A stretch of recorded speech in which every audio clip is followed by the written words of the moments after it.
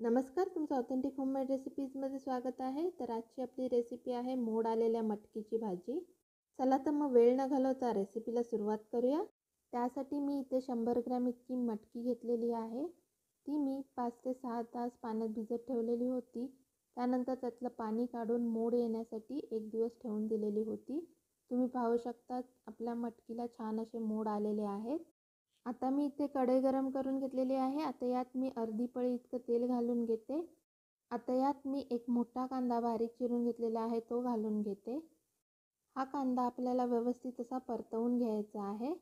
इथे आपला कांदा परतवून झालेला आहे। आता यात मी एक मोठा टोमॅटो बारीक चिरून घेतलेला आहे तो घालून घेते। टोमॅटो घातल्यानंतर आपल्याला 1 ते 2 मिनिटं हे मध्यम आचेवर परतवून घ्यायचं आहे। इथे आपला कांदा टोमॅटो छान असा परतवून झालेला आहे। आता यात मी 2 चमचे घरगुती मसाला घालून घेते। पाव चमचा हळद पावडर, चवीनुसार मीठ।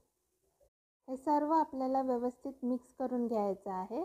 इथे आपले मसाले व्यवस्थित असे मिक्स करून झालेले आहेत। आता यात मी जे आपण मोड आलेली मटकी घेतलेली आहे ती घालून घेते। मटकी घातल्यानंतर आपल्याला हे व्यवस्थित असं मिक्स करून घ्यायचं आहे। इथे तुम्ही पाहू शकता आपली भाजी व्यवस्थित अशी मिक्स करून झालेली आहे। आता यावर मी झाकण ठेवून त्यावर पाणी घालून घेणार आहे। पाणी घातल्यानंतर आपल्याला ही भाजी 5 ते 10 मिनिटं मध्यम आचेवर शिजून घ्यायची आहे।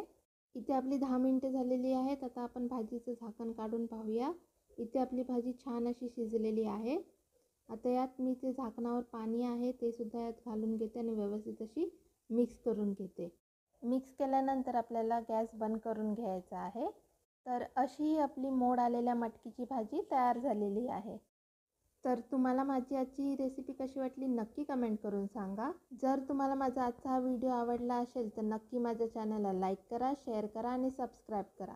पुन्हा भेटूया अशाच एका नवीन रेसिपीसोबत। माझा आजचा व्हिडिओ पाहिल्याबद्दल धन्यवाद।